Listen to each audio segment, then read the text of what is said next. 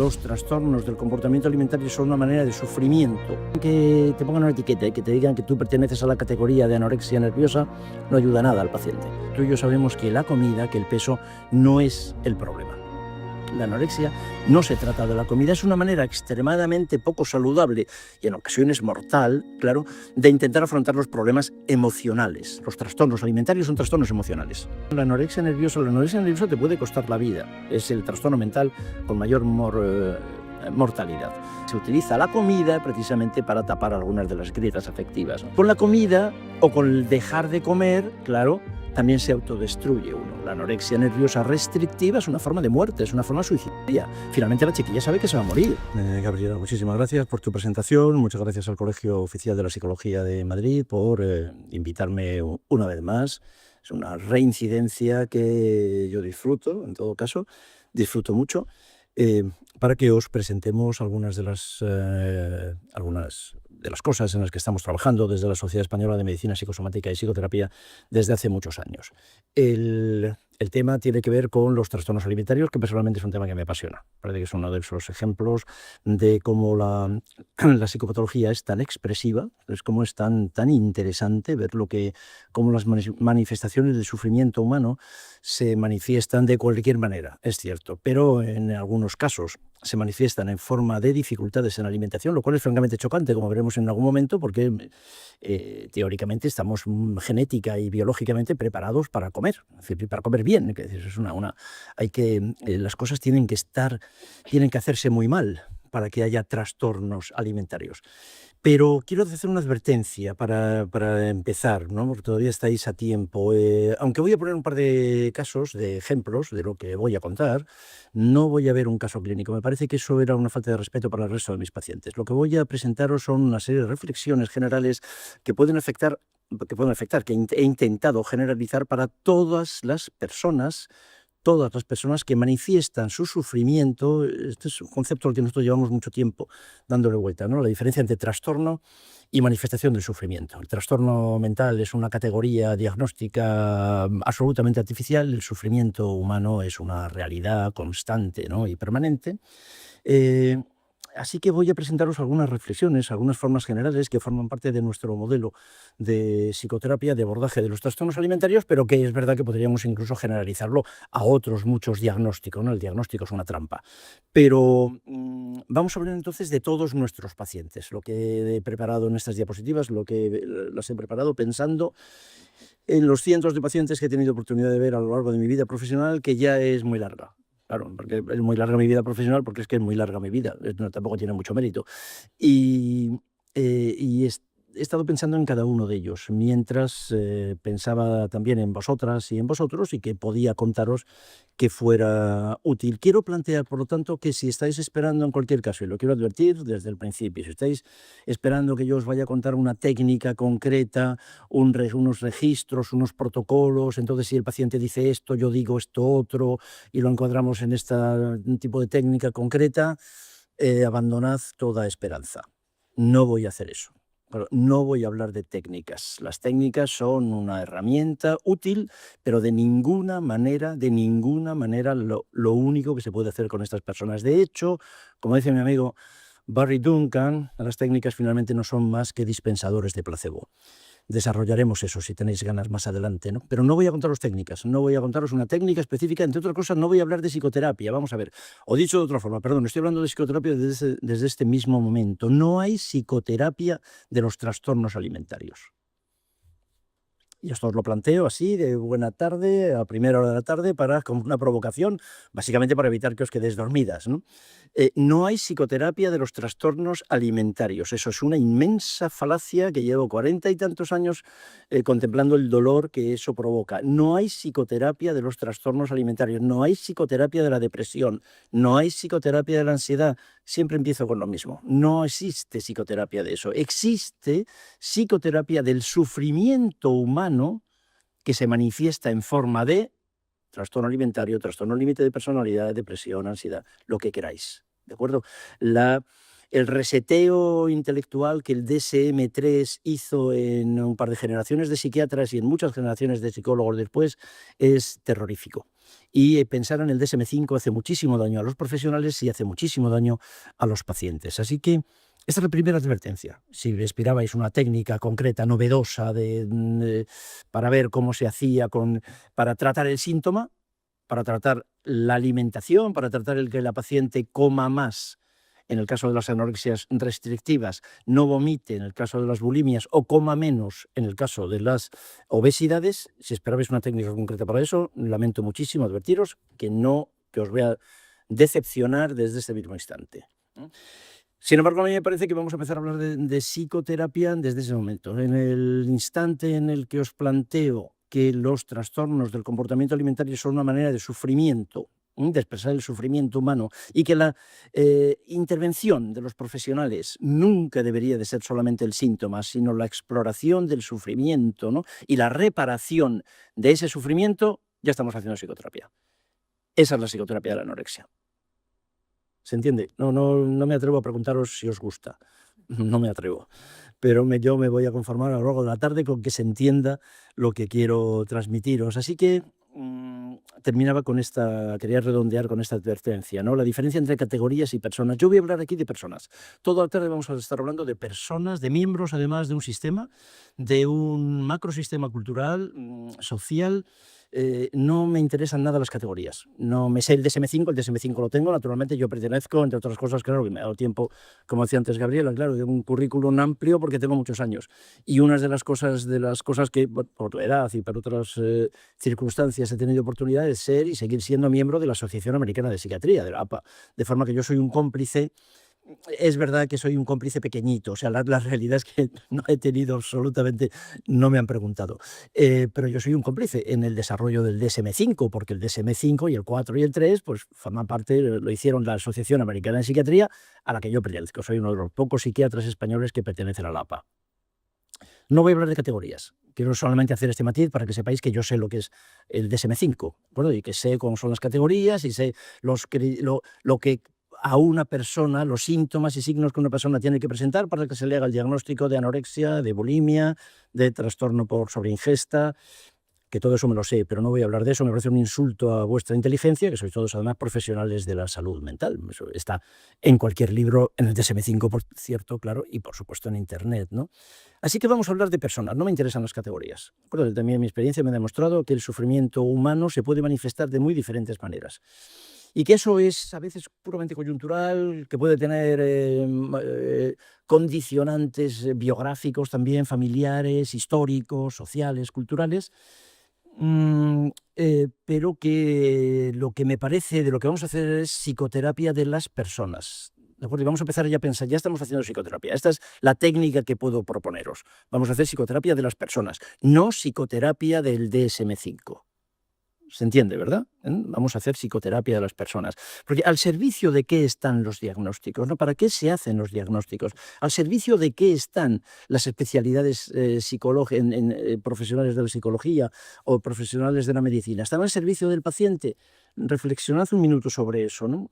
Pero no lo están. Es una pregunta retórica, ¿no? Los diagnósticos no están al servicio de los pacientes. Quiero decir, que te digan, que te pongan una etiqueta y que te digan que tú perteneces a la categoría de anorexia nerviosa, no ayuda nada al paciente.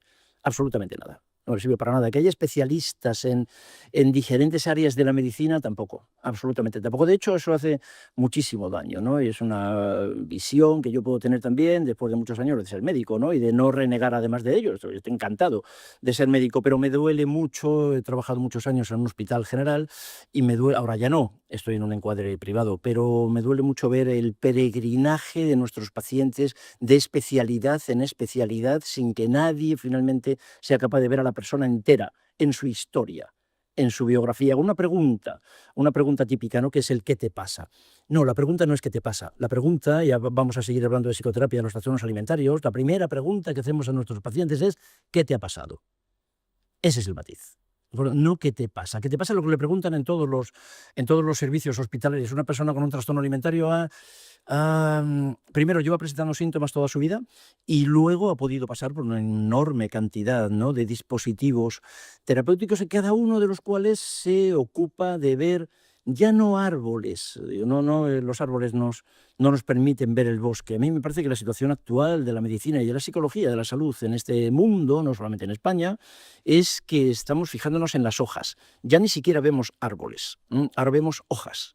Esto es la psicología, la medicina cada vez sabe más cosas de cosas más pequeñas y cada vez el objeto de estudio del ser humano está más lejos del objeto de estudio. Así que otra de las normas de psicoterapia que os voy a ofrecer es que empecemos a ver bosques, ¿de acuerdo? Que empecemos a ver bosques. Esto es psicoterapia de las personas con trastorno alimentario, que empecemos a pensar en mirar a la persona en su historia, que dejemos de ver síntomas, que dejemos de estar tan preocupados por si vomita o no vomita, si come o no come, que aumente de peso una chiquilla con anorexia nerviosa es una hoja del bosque. ¿Se entiende eso? Es una hoja. Yo no lo voy a despreciar. No lo voy a despreciar. Yo necesito que la chiquilla coma, porque si no come se va a morir. Eso no lo voy a obviar, es un disparate, me consta. Pero es claramente insuficiente. Y lo peor, además, me han enseñado ellas, es que ellas lo saben. Quiero decir, esto que estoy diciendo aquí me lo han enseñado mis pacientes anoréxicas y mis pacientes obesas. Me lo han enseñado ellas. Los libros no. Los libros que se han publicado en castellano y muchos en inglés los tengo, los he leído, llevo años trabajando en esto y no me han enseñado casi nada, me lo han enseñado mis pacientes. Ya no los árboles, es decir, ahora que estamos mirando las hojas no nos permiten ver los árboles, así que mucho menos ver el bosque, ¿no? Así que la primera propuesta que os hago, como advertencia también y como propuesta psicoterapéutica para estas personas, es que si estáis pensando en tratar los trastornos alimentarios o las manifestaciones del sufrimiento humano, si queréis tratar los trastornos alimentarios, psicofarmacología y modificación de conducta. Y que Dios os ampare con ambas cosas. ¿De acuerdo? Y ya está. Si lo que pretendéis, si lo que queréis es tratar las manifestaciones del sufrimiento humano, ahí quizás os puedo ayudar. ¿De acuerdo? Ahí a lo mejor. No estoy seguro. No soy tan... Pero quizás ahí ahora tratar los trastornos alimentarios con modificación de conducta, simplemente que cambie una conducta lo he visto demasiadas veces. Y eso se ha demostrado, en todo caso, ya está muy bien demostrado que ha resultado inútil. O sea, que no ya por otras consideraciones teóricas, sino por pura pensamiento pragmático, ¿no? Y observación pragmática no sirve. Eso no ha servido. No lo viví en su momento, no ha servido. Voy a proponeros entonces que pensemos en el tratamiento del sufrimiento humano, que aquí esta tarde, por convenio, esta tarde estamos hablando de trastornos alimentarios, ¿correcto? Pero que muchas de estas cosas os las diría si estuviera hablando de la depresión, de la agorafobia, del trastorno límite de personalidad o de la esquizofrenia. ¿Está claro eso? Esto me parece muy importante. A mí me parece que, otra vez, la creación de unidades especializadas en tratamientos de trastornos alimentarios o de trastorno de personalidad, las unidades de tratamiento especializado no han aportado absolutamente nada, otra vez, a mitigar el sufrimiento humano. Nada. Y solamente contribuyen a incrementar más la sensación de malestar profesional ante la constatación permanente del fracaso. Y esto, bueno, pues naturalmente sí, yo lo creo haberlo visto hace muchos años, ¿no? Con mis primeras pacientes, pero repasando permanentemente, claro, investigando y preparando esta charla con vosotras, revisaba el otro día en internet qué es la anorexia nerviosa, a ver cómo estaban las cosas, y me encontré con una página publicitaria de la Mayo Clinic, ¿no? La Mayo, en su origen, la clínica original está en Rochester, en Minnesota, en el estado de Minnesota, pero bueno, que ahora tiene sucursales en todo el mundo, ¿no? Pero cuando tú buscas en internet Mayo Clinic, y hay una página de anorexia nerviosa de información general, ¿no? Para búsqueda en internet, ¿de acuerdo? Lo que es la anorexia, os vais a encontrar, esto está tomado directamente de esta página de la Mayo Clinic en español, en Google. En realidad la anorexia no se trata de la comida, para empezar.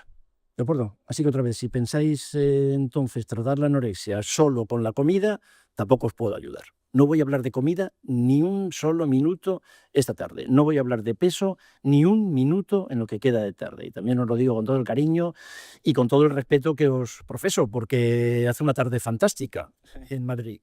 Si esperáis que os voy a dar pautas para qué hacemos con la chica, si la chica gana 1 kilo de peso, entonces la voy a dejar que utilice el móvil.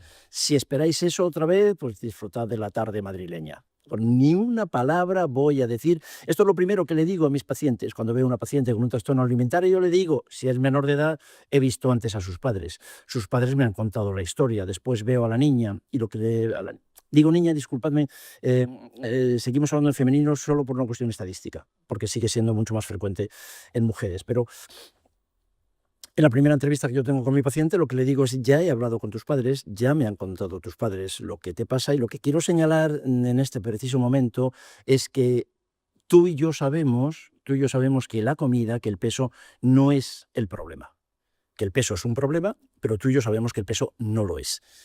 Y yo comienzo la alianza terapéutica, ¿no? El desarrollo de la alianza terapéutica con mi paciente, haciendo esta puesta en común. Esto es, ella lo sabe, vamos, todas las pacientes lo saben. Por increíble que parezca, quienes todavía no siempre se han enterado son nuestros compañeros, ¿no? La Clínica Mayo, en su página publicitaria de internet, lo que te dicen es que en realidad la anorexia no se trata de la comida, es exactamente así. La anorexia no se trata de la comida, es una manera extremadamente poco saludable y en ocasiones mortal, claro, de intentar afrontar los problemas emocionales. Los trastornos alimentarios son trastornos emocionales. Es que lo que vamos a hablar aquí a lo largo de la tarde, si queréis, es de emociones, de cómo se regulan las emociones, de cómo se manifiestan las emociones y cómo puedo en un momento concreto estar presentando otra vez una dificultad en la alimentación o un TDAH. Es decir, da igual en cierta medida, hay pocas diferencias, ¿no? Lo que dice, siguiendo otra vez, copiando lo que está en la publicidad de la Clínica Mayo, cuando tienes anorexia lo que hace es con frecuencia es equiparar la delgadez con la autoestima.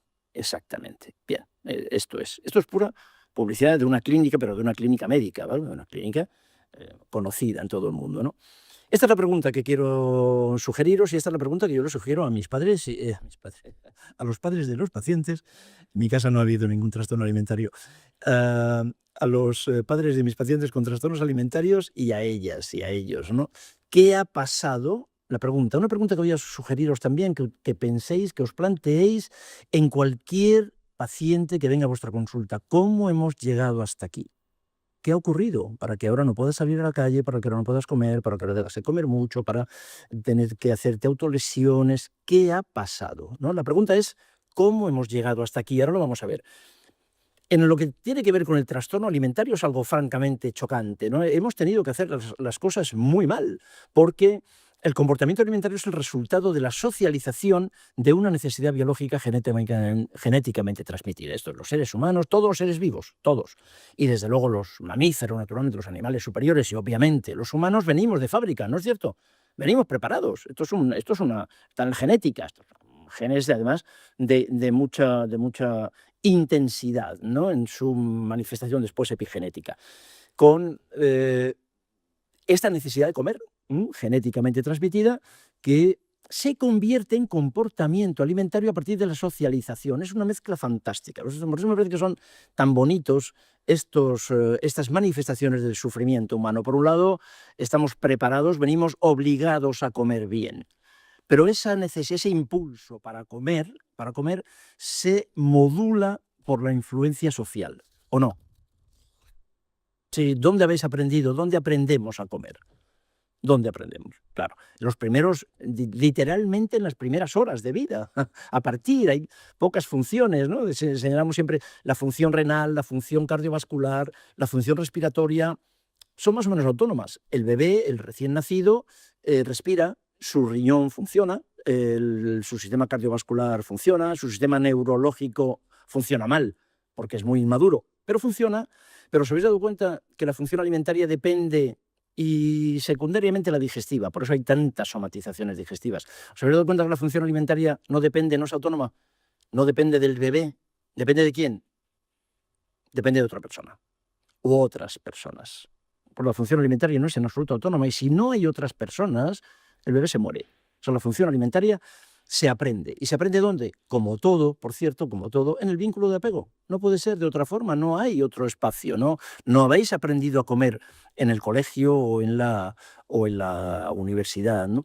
Es una mezcla entre biología y socialización, entre genética y epigenética, claro. Y eso es lo que configura lo que llamamos comportamiento alimentario, que es saber comer. Ese comportamiento alimentario puede ser egosintónico, esto es, las necesidades del bebé correspondiente con las necesidades de mamá y de papá, de las figuras de apego. Cuando yo necesito una manzana, mamá me da una manzana. Cuando yo necesito una manzana, mamá me da una naranja. No es exactamente lo que yo quiero, pero me vale. entre una manzana y una naranja me sirve. Cuando yo necesito una manzana, papá o mamá me dan un iPhone 13. No me sirve. O papá y mamá no me dan nada. O papá y mamá me regañan por querer una manzana. ¿Se entiende? Son las diferentes opciones que podemos ir organizando en esto que llamamos el vínculo de apego. Si todo esto no es así, si yo necesito la manzana y me dan una manzana o algo parecido, el comportamiento alimentario va a ser egosintónico y como una parte muy importante de la población, seguramente todos los que estamos aquí, comer es estupendo, comer es un placer, comer lo podemos disfrutar, si tenemos comida comemos, si no, nos gusta casi todo. Y la comida, en resumen, no es un problema. Conocéis a muchísimas personas para quienes la comida no es un problema en absoluto. Es un comportamiento alimentario egosintónico. Cuando todo esto no se ha hecho así, que lo que decimos, algo ha tenido que hacerse mal, aparece entonces lo que llamamos el comportamiento alimentario egodistónico. ¿Qué significa esto? Que comer es un problema. Y luego comer es un problema, en ocasiones es un problema muy grave y se acaba convirtiendo en lo que se llama un trastorno psiquiátrico, o no un problema tan grave como para convertirlo en un trastorno, pero también conocéis a muchas personas que tienen dificultades para comer, para quienes el hecho de comer es exactamente un problema. ¿A que sí? Todos conocemos a personas para las que organizar una comida para ellas es difícil. Ir a un restaurante con determinadas personas es difícil, ¿verdad? Es complicado porque hay lo que se llaman las anorexias selectivas, solamente comen algunas cosas, algunos. Todo esto comienza en la infancia, claro. Niños con anorexias de oposición, anorexias selectivas, claro que han comenzado hoy. Este comportamiento egodistónico es lo que finalmente llamamos, se convierte en lo que la categoría trastornos del comportamiento alimentario. ¿Qué significa entonces, en resumen, trastorno del comportamiento alimentario? Es que algo se ha hecho mal, ¿dónde? En la socialización. Porque que esté algo mal en lo biológico es extremadamente raro. O sea, no hay alteraciones genéticamente demostrables que se relacionen con los trastornos alimentarios. Podéis encontrar traumatismos craneoencefálicos, enfermedades víricas, alteraciones tumorales, tumores del sistema nervioso que modifican la alimentación, claro que sí, pero eso no lo vais a ver en vuestra clínica, en la clínica psicológica ambulatoria no vais a ver estos pacientes. Todo lo que nos han contado en relación con la genética, la supuesta genética determinista de los trastornos mentales es falso.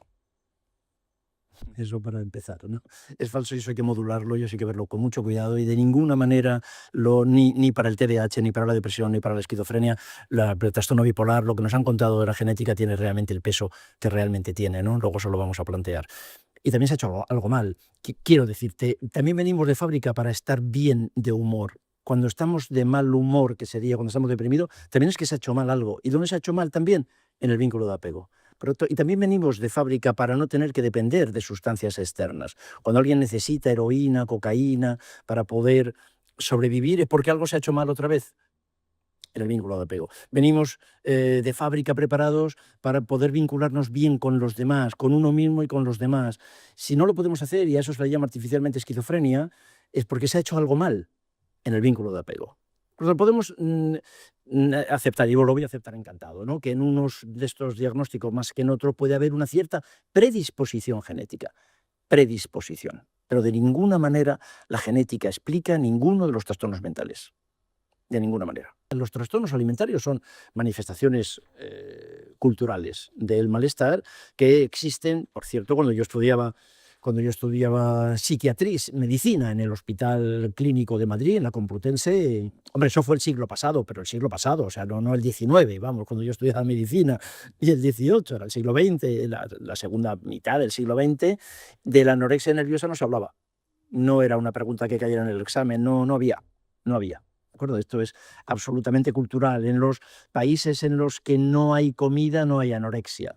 ¿De acuerdo? Esto es absolutamente cultural también, no es social. Otra vez tiene que ver con el mecanismo, con el fenómeno de la socialización. ¿Cómo hemos llegado hasta aquí? Recuerda, esta es la pregunta. ¿Cómo hemos llegado hasta aquí? Tenéis una imagen de una modelo, esto es de alguien algo que puede ser valorado por algunas personas y de pues, una de las personas más obesas del mundo, creo que es un chaval iraní, en este momento con 500 y pico kilos, ¿no? Es cómo hemos llegado hasta aquí. Es una larga historia. Lo que voy a proponeros también es que cada vez que veáis a cualquier paciente con trastorno alimentario, que por favor no os quedéis en el síntoma, no os quedéis en lo que estáis viendo. Es una larga histórica, ¿no? Una larga historia. ¿Cómo hemos llegado hasta aquí? No estamos preparados biológicamente para esto, ¿no? ¿Qué te ha pasado? La pregunta, otra vez, insisto, que es la base de la psicoterapia, tal y como nosotros la entendemos, la pregunta, por lo tanto, es ¿qué te ha pasado, no? ¿Cómo hemos llegado hasta aquí? Llevamos muchos años pensando, entonces vamos a intentar entender. La cuestión es que para poder hacer psicoterapia vamos a ver, intentar entender el origen del sufrimiento y vamos a ver qué es lo que me quieres expresar. O sea, ¿qué me estás explicando no comiendo? ¿Por qué no quieres comer ahora? Nunca es de repente. Lo que os van a contar en la consulta con frecuencia es que una niña, luego llegaremos a eso, uno de los casos que voy a presentaros, una niña maravillosa, una niña estupenda, obediente, la palabra obediente es peligrosísimo, que se coloque como adjetivo de un niño, ¿no? Una niña muy obediente, una niña muy estudiosa, una niña estupenda, una niña fantástica, lo hacía todo bien y de repente, a los 14 años, ¿no? Aproximadamente, ¿no? De los 14, los 15, de repente entonces la cría se vuelve loca y entonces empiezan a hacer este tipo de cosas. Esta es la primera crítica que quiero plantearos. No es el de repente, nunca es de repente, ¿no? Así que llevamos muchos años, en todo caso, cuando viendo estas crías, estos críos, ¿no? Estas personas con estos problemas, pues intentando preguntarles a ellos, preguntarles qué es lo que no se hace. Preguntarles por qué no comes algo tan simple, o por qué tienes que comer tanto, o por qué comes de esa forma compulsiva, ¿no? ¿Por qué vomitas? ¿O por qué? ¿Qué es lo que significa? Acordaos de algo que me nos parece también que es fundamentalmente psicoterapéutico, ¿no? Al servicio de qué está el síntoma. Esto es la psicoterapia también. Al servicio de qué está la depresión, al servicio de qué está la angustia, que es la manera clínica de llamar al miedo, al servicio de qué está esto, cualquiera de los síntomas del trastorno. ¿Para qué? Si queréis decirlo de otra forma, ¿para qué sirve? ¿Para qué te sirve? Porque cualquier manifestación de trastorno mental es adaptativa. Quiero también señalaros esto. Cualquier manifestación, desde la esquizofrenia, por supuesto, a la anorexia, cualquier manifestación de trastorno mental es la manera que tiene en ese momento esa persona de adaptar su sufrimiento. Así que tanto el trastorno bipolar, la depresión, la anorexia nerviosa te puede costar la vida. Es el trastorno mental con mayor mortalidad. Te puede costar la vida. Bueno, pues a pesar de todo, lo que hemos visto y lo que voy a sugeriros que penséis es que en ese momento de su vida es lo mejor que esa chiquilla, ese chiquillo ha podido hacer. Esto es el trastorno mental como manifestación adaptativa, expresiva del sufrimiento humano, ¿no? Uno hace algo que no paramos de repetir, uno hace en cada momento de su vida solamente aquello que puede hacer. Y en ese momento de su vida, de repente, esta chiquilla que ya no puede más, esta chiquilla se ha puesto a comer para aumentar de peso hasta los 250 kilos, o esta chiquilla ha dejado de comer para acabar muriéndose. Si no, nadie hace algo para ello. ¿Por qué? Porque en ese momento de su vida, eso es adaptativo. ¿Se entiende eso? Se entiende, aunque no os guste, pero se entiende lo que quiero decir. Eso es adaptativo, porque claro, si pudiera hacer otra cosa, la haría. De hecho, hay muchas personas, muchísimas chiquillas con la misma edad, que no lo hacen. Es evidente, ¿no? Esto no es algo, la anorexia nerviosa no es en absoluto algo inherente a la adolescencia, ¿no? Para nada, a la pubertad, para nada. Entonces, hay muchísimas personas que no lo hacen, que no desarrollan. Estas chiquillas es que solamente lo pueden hacer, ¿no? Vamos a ver entonces, empezamos a preguntar a nuestros pacientes, empezamos a mirar a nuestros pacientes y pensamos a ver para qué sirve la alimentación. Porque si vemos que la alimentación se trastorna, quizás podamos entender al servicio de qué está el trastorno. ¿Qué significa? ¿Qué nos quiere expresar esta paciente? Para empezar, la alimentación es la primera experiencia de vinculación del ser humano, os lo comentaba antes. La primera experiencia de vinculación, la socialización. Cuando nuestra cultura dice los niños se socializan en la guardería, ¿las guarderías ayudan a los niños, a los bebés? ¿Las guarderías están hechas al servicio de los bebés o al servicio de...? Hombre, quiero decir, esto entre nosotros no nos podemos engañar, ¿no? Las guarderías están ahí y yo no voy a hacer una crítica sobre eso de ninguna forma y son tan útiles, son tan malas como necesarias, pero las guarderías no están al servicio de los bebés. Ningún bebé quiere ir a una guardería, ¿o sí? Digo, hombre, es posible que los padres el ambiente familiar sea tan terrorífico que sea mejor la guardería, pero no estaba pensando en eso, ¿no? La primera experiencia de vinculación, la socialización, se hace con la figura de apego. ¿De acuerdo? No en las guarderías, de ninguna manera. Eso es una racionalización que hacemos los padres para disminuir la culpa. de dejar a los... Claro, y ya está, y sin ánimo de juicio de valor. Esto forma parte de la cultura que nos ha tocado vivir, ¿no? Es la manera de establecer los primeros vínculos afectivos. Los vínculos afectivos, el apego, las grandes variables del apego, que es precisamente la alimentación, el tacto, la mirada y la palabra, los 4 grandes pilares, ¿no?, que van organizando el self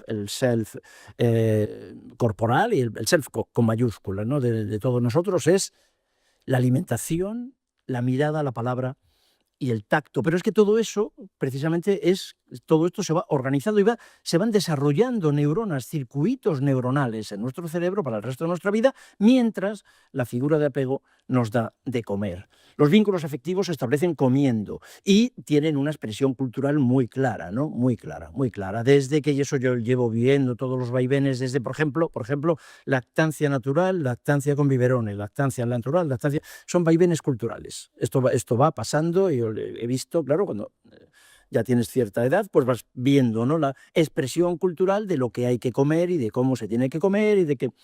Hay algo que quiero también señalar, porque mis pacientes me lo enseñaron esto, me enseñaron lo que me enseñaron y yo hice la conexión, ¿no? El segundo axioma de la teoría de la comunicación, ¿no? El sistema alimentario, el proceso alimentario es un proceso claramente comunicacional, que cumple con todos los axiomas de la teoría de la comunicación, de la MRI, de Palo Alto. El segundo axioma de la teoría de la comunicación dice, en paráfrasis, que es imposible separar el contenido de la relación. Ese es el segundo axioma. Imposible separar los niveles de contenido y los niveles de relación en un mensaje, en una interacción, en una comunicación. Eso es fantástico con la comida. Es imposible separar la comida del afecto asociado al momento de comer. ¿No os parece? Intentadlo si sois valientes, pero no lo vais a conseguir. Imposible separar. La comida, quiero decir, los aspectos físicos de la comida, ¿no? Los hidratos de carbono, las proteínas, el color de la comida, la textura, la temperatura, los alimentos. No se pueden separar los alimentos del afecto asociado a los alimentos. No se puede, es axiomático, no se puede. La cultura, además, lo demuestra cada día. Ahora, el mes que viene, pues es un mes en el que se exalta precisamente todo esto, con las comidas navideñas, con las comidas de celebración, con las comidas familiares, en las que los afectos, con mucha frecuencia los afectos se encubren con la comida y se utiliza la comida precisamente para tapar algunas de las grietas afectivas, ¿no? Así que una reflexión que os hago y que otra vez me enseñaron mis pacientes anoréxicas, a las que me dan mucha ternura, las quiero mucho, he aprendido muchísimo de ellas. Ellas me han enseñado que para ellas no tienen problemas con la comida. Todas estas técnicas de Garfinkel, de Garner, de lo de darles de comer de alguna forma, cebarlas y reforzar el incremento de peso, todo eso para ellas es un auténtico disparate. Habitualmente no lo hacen, engañan al terapeuta, lo que realmente son más listas que muchos terapeutas. Y lo que ellas me hicieron saber es que ellas no tenían problemas con la comida. Ellas no tienen problemas con el alimento. Lo que no querían era tragar. Y es una palabra que existe en castellano, es una expresión castellana, el castellano coloquial. Esto no me lo trago. ¿Cuántas veces habéis dicho en lo que va de mes en relación con algo, con algún acontecimiento informativo, de algún político, de algún, qué sé yo, de alguien a vuestro alrededor que os ha dicho algo y habéis contado? Esto no hay quien se lo trague. Claro, pues ese no hay quien se lo trague es lo que efectivamente les pasa a las chiquillas anoréxicas. Ellas no tienen problemas con la comida. Lo que no soportan es tragar el afecto asociado al hecho de comer. Esto es el miedo de mamá, la inseguridad, la rabia, el desapego, esto es la frialdad afectiva, la bronca entre papá y mamá, la bronca con los hermanos, la bronca, disculpadme que utilice esta palabra, ¿no? Esto es el malestar. Esto es lo que ellas no quieren tragar. Y lo que ocurre es que es lo que vienen tragando desde que han nacido. Porque cada vez que les daban de mamar o les daban el biberón, estaban dándoles comida. Pero esto lo hacen las madres de las chicas anoréxicas, lo hacen todas las madres y todos los padres, lo hacemos todos. ¿Se entiende esto? Es inevitable separar la comida del afecto. Así que pensad que a lo mejor estas chiquillas no tienen problemas, insisto, con la comida. Lo que tienen problemas es con el afecto asociado. Ya está, esto es una de las bases también, uno de los elementos técnicos de la psicoterapia de estos trastornos. Vamos a tratar entonces, no tanto otra vez la comida, si ya no tienen problemas con la comida, ya lo dice la Clínica Mayo. La anorexia no es un problema de la comida, ¿no? Vamos a tratar qué ha ocurrido con la regulación de los afectos, qué ha ocurrido con esa necesidad de tragarse afectos que ella no quería, ¿no? El hecho de comer también tiene mucho que ver con la discriminación de las necesidades internas y externas, ¿no? Lo que llamamos la alexitimia, ¿no? La dificultad para discriminar lo que me está pasando. Una expresión y que forma parte también de estos pacientes, lo he oído muchas veces, me lo han enseñado ellas, ¿no? Es que cuando me siento sola, cuando me siento vacía, cuando me siento aburrida, como me da por comer. También forma parte de la experiencia cotidiana. ¿De acuerdo? La confusión, esto es un ejemplo típico de alexitimia, ¿no? La confusión entre vacío y hambre. ¿Se ve eso? ¿Lo veis? Entre vacío, estoy aburrida, estoy aburrido, estoy solo, no me hacen caso, no me miran, el ninguneo. Y eso entonces se confunde con hambre. ¿Y dónde se ha aprendido otra vez eso? En el vínculo de apego. Entonces, en el vínculo, en las primeras relaciones, los padres, las figuras de apego, quienes sean, las figuras de apego son las que enseñan a discriminar. Ahora tienes hambre, ahora no tienes hambre, ahora tienes malestar, ahora lo que te ocurre es esto, ahora estás enfadado, enfadada, ahora estás solo, ahora te sientes triste. Pero la tristeza no necesariamente es... de hecho, la tristeza no se debería de tratar con comida, pero muchas personas sí lo hacen. Es exactamente así. Y eso también forma parte de la experiencia cotidiana, como comentábamos, ¿no? Comer significa, entre otras cosas, con la alimentación, otras dos cosas que hacemos al comer es que, claro, nos desarrollamos. Entonces, desde que nacemos, que pesamos 3 kilos y pico, hasta que ya podemos ser relativamente autónomos y nos podemos separar del núcleo familiar, pues hemos tenido que ganar 50 kilos. O sea, que ha habido, la alimentación tiene mucho que ver con nuestro proceso de desarrollo, de crecimiento, de autonomía y la separación.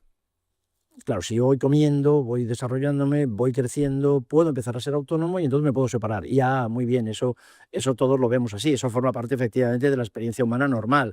Primero, soy muy dependiente de una estructura, de un vínculo, soy muy dependiente porque tengo 2 meses de vida y luego 2 años y luego 5, o sea, no soy nadie.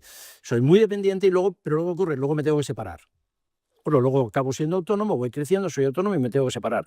Bien, ¿eso lo pueden soportar todos los sistemas? No, así de simple. Entonces, hay sistemas que facilitan la autonomía de sus hijos y hay sistemas que no lo facilitan. Y esto es algo, una observación diaria, ¿verdad?, de todos los que tenéis experiencia clínica, entonces, pura teoría general de los sistemas también, ¿no? Y entonces, ¿qué ocurre? Si yo dejo de crecer, ya no me tengo que separar.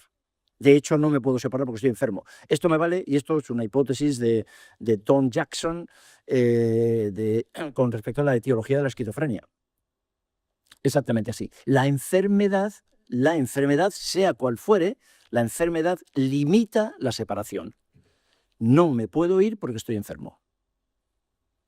¿Lo veis? No me puedo separar porque estoy enfermo. Algunos sistemas, por lo tanto, ¿qué es lo que necesitan? Esto es lo que en teoría de sistemas llamamos el enfermo designado, el paciente designado, el chivo expiatorio. Es el paciente, el paciente que se queda, que se sacrifica para que el sistema se mantenga.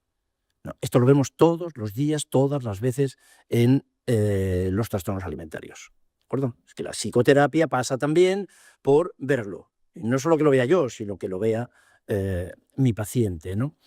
En ocasiones hay personas, y eso lo escucho todos los días, ¿no?, pero con mucha frecuencia, ¿no?, de que para la vida que llevo, lo único que ahora mismo me apetece y lo único de lo que tengo placer es de la comida, del atracón. El trastorno por atracón es un ejemplo de cómo se come solo para obtener placer, que es un placer oral normal, absolutamente normal. Todos, la mayor parte de las personas, podemos disfrutar de ciertas comidas. Eso se llama gourmet, eso se llama gastronomía, eso se llama Ferran Adrià. 300 euros costaba la última vez que yo tuve contacto con Ferran Adrià en Rosas, antes de que cerrara el restaurante, ¿no? 300 euros por persona. Sí, bueno, es exactamente así. Para algunas personas la comida es la única forma de obtener placer. Y también conocéis más de un caso, ¿no? Con la comida o con el dejar de comer, claro, también se autodestruye uno. La anorexia nerviosa restrictiva es una forma de muerte, es una forma suicidaria. Finalmente la chiquilla sabe que se va a morir. Claro, lo sabe perfectamente. Yo también lo sé y eso, claro, que me preocupa. Naturalmente que me preocupa, ¿no? Y también es una forma de inocular culpa. Cuando un niño chiquitín, eso es lo que llaman anorexias selectivas o más concretamente anorexias de oposición. Cuando un chiquitín de 1 año y pico, 2 años, quiere meter el dedo en el ojo a mamá, quiere amargarle la comida a mamá, ¿qué es lo que hace? el enano, no comer. Exactamente, mamá y papá se desesperan, le hacen el avión con la cuchara, hacen cualquier tipo de cosas, le persiguen por el restaurante, son imágenes que hemos visto todos, hacen cualquier tipo de conducta pintoresca para que el enanito coma y el enano está disfrutando entre comillas, claro, pero en todo caso el enano está devolviendo la factura con la culpa, al chantaje efectivo, a sus figuras de apego, ¿no? Es claramente un ejercicio de control, ¿no? El bucle incorporación, eliminación, la bulimia nerviosa. ¿Cuál es el tratamiento de la bulimia nerviosa que está tan cerca del trastorno límite de personalidad y que está tan cerca, naturalmente, del apego desorganizado, desestructurado? El control. Es todo un intento, que es un intento adaptativo, ¿entendés lo que decían? Es un intento adaptativo, es adaptativo. Luego resulta que te sale mal. El inyectarte heroína es adaptativo en ese momento. Luego te sale mal y luego te mueres. Digo lo de heroína y os parece más raro. ¿No conocéis a nadie que consuma alcohol? ¿No conocéis a nadie que beba alcohol? Bastante alcohol. Todos los que beben alcohol, ¿no conocéis a nadie que fume? Todos los fumadores saben que se están matando. Todas las personas que consumen alcohol de una manera exagerada saben que se están matando. Lo saben, ¿o no? No, los fumadores no son estúpidos. Los alcohólicos tampoco. Pero ¿qué ocurre en el momento cuando empiezan a fumar o cuando empiezan a beber? Es que no pueden hacer otra cosa. Claro, el alcohol disuelve el superyo, el alcohol es el tratamiento, es el psicofármaco que realmente inventó nuestra civilización para tratar el síndrome de ansiedad social. Claro, hace muchos, miles de años, la timidez, que es lo que se llama ahora el trastorno por ansiedad social, es un ejemplo de invención de trastorno mental. La timidez, ¿cómo se resolvía? Y cómo se sigue resolviendo, con un poquito de alcohol, ¿no? El ejercicio de control, el incorporar, ahora incorporo y ahora elimino y puedo hacer esto, es típico de la bulimia nerviosa, es un ejemplo de trastorno en un conflicto concreto. Deja de agobiarte por la conducta vomitiva, por la conducta de vomitadora, la conducta.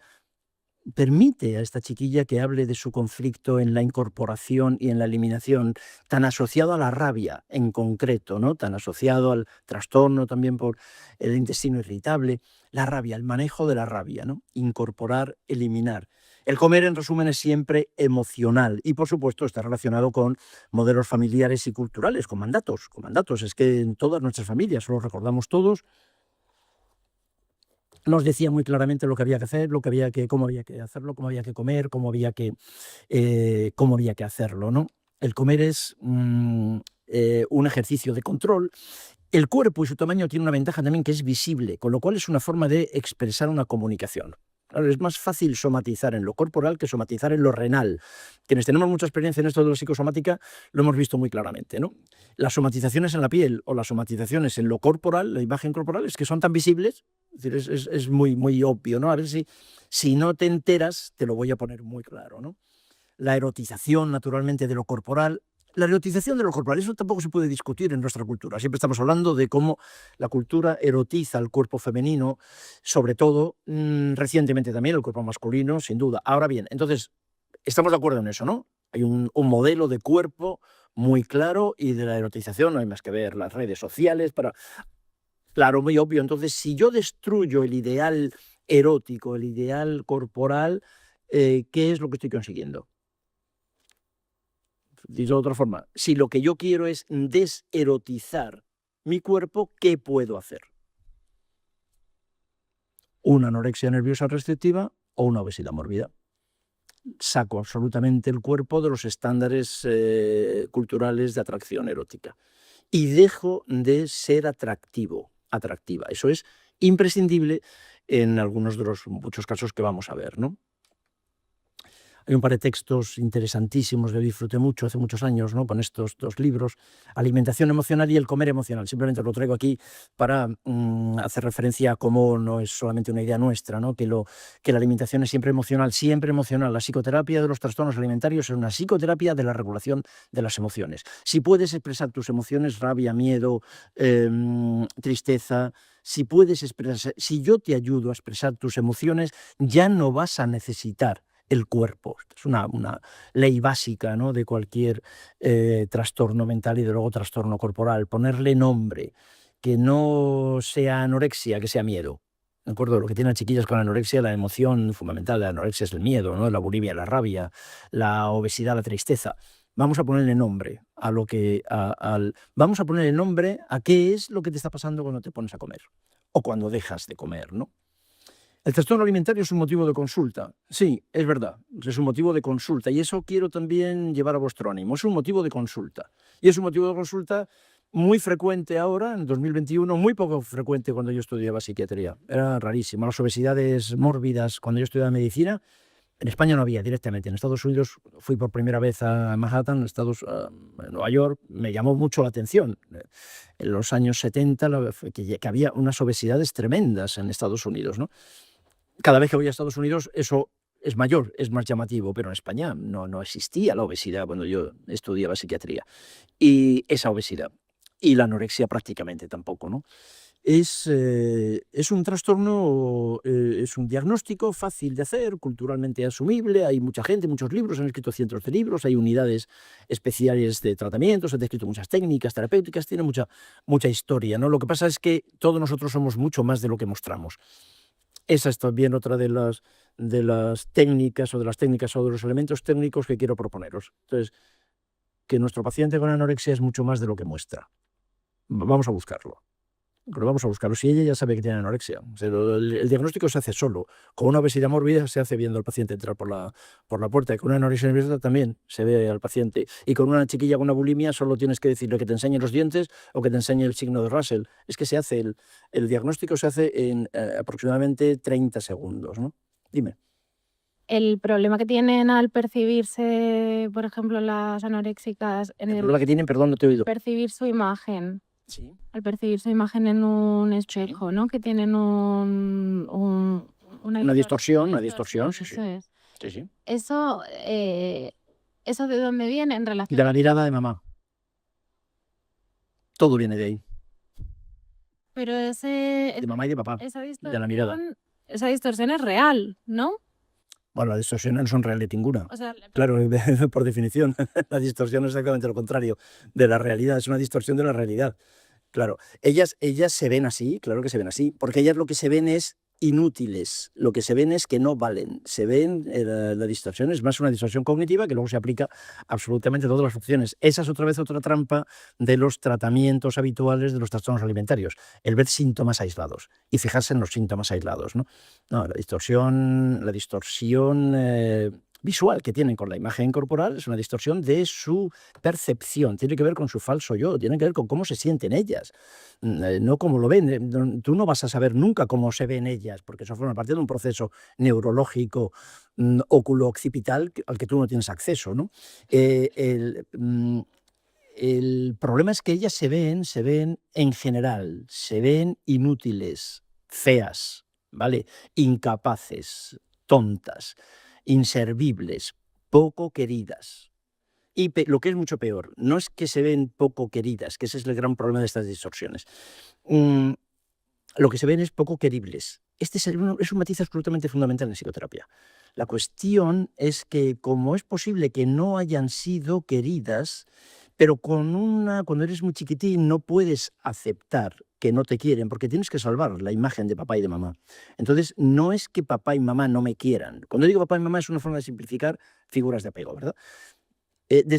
Con 6 meses de vida, con 3 años, con 8 años, con los años que tú quieras, siendo muy chiquitín, tú no puedes pensar que papá y mamá no te quieren. No se puede soportar eso. Así que, ¿qué es lo que hacen ellas? Y otra enorme cantidad de personas es que no es que papá y mamá no me quieran, es que yo no soy querible. Ellos tienen razón. Yo no valgo. No soy querible. ¿Se entiende esa la diferencia? Claro, por eso uno de los elementos, que otra vez otro elemento, cuando estamos hablando de psicoterapia, ¿no? Que aunque pueda parecer que no, de la psicoterapia de los trastornos alimentarios, es deshacer esa falsa cognición. Claro que eres querible. Lo que pasa es que papá y mamá no te querían. Y eso es lo que ningún terapeuta quiere hacer. Claro, ningún terapeuta, ningún medio de comunicación, me han hecho cientos de entrevistas sobre este tema y algunas veces esto lo han publicado y otras veces directamente no lo han publicado. O sea, es algo así de curioso, ¿no? Nadie quiere darse cuenta de que papá y mamá no te querían. Y vamos a ver, papá y mamá no te querían y ahora como nosotros hacemos un gerograma en la exploración de nuestro paciente y vemos, papá y mamá no te querían porque no podían quererte. Esto es la anorexia de la paciente que estás viendo hoy en tu consulta, o la obesidad que estás viendo es una obesidad y una anorexia, es un síntoma que comenzó en Atapuerca, en su genealogía. Comenzó hace muchos miles de años y se va transmitiendo transgeneracionalmente, no por genética, sino por modelos aprendidos, porque los estilos de apego son estilos que se transmiten transgeneracionalmente. Así que jamás nosotros hacemos un trabajo de culpabilización de los padres. Cuando yo digo aquí entre colegas, entre amigos, digo, papá y mamá no te querían. Inmediatamente lo que señalo y quiero señalar es que papá y mamá no te querían porque no podían o porque no sabían, porque tampoco los habían querido a ellos. El amor es una función de lujo. Solo vas a amar, solo vas a poder querer si te han querido. Y también os reto a que lo discutamos. Solo vas a poder querer si te han querido. Y papá y mamá no te han podido querer. ¿Por qué? Porque no sabían quererte. ¿Se entiende ese matiz? Mucho cuidado. Uno de los grandes fracasos que yo he podido observar también en los tratamientos de los trastornos alimentarios ha sido la culpabilización de los padres. No, los padres lo hacen mal, claro que lo hacen mal. Yo como psiquiatra y psicoterapeuta además soy padre. Y que lo hago mal cada día. ¿De acuerdo? Así que no culpabilices a los padres, porque además estratégicamente es un error de... Muchos terapeutas lo que hacen es simplemente proyectar su bronca con sus propios padres, proyectarla en sus pacientes, ¿sabes? Y entonces agredir a los padres de su paciente porque ellos no son capaces de darse cuenta de lo que al terapeuta les pasa con sus padres. Esto no sé si es políticamente correcto.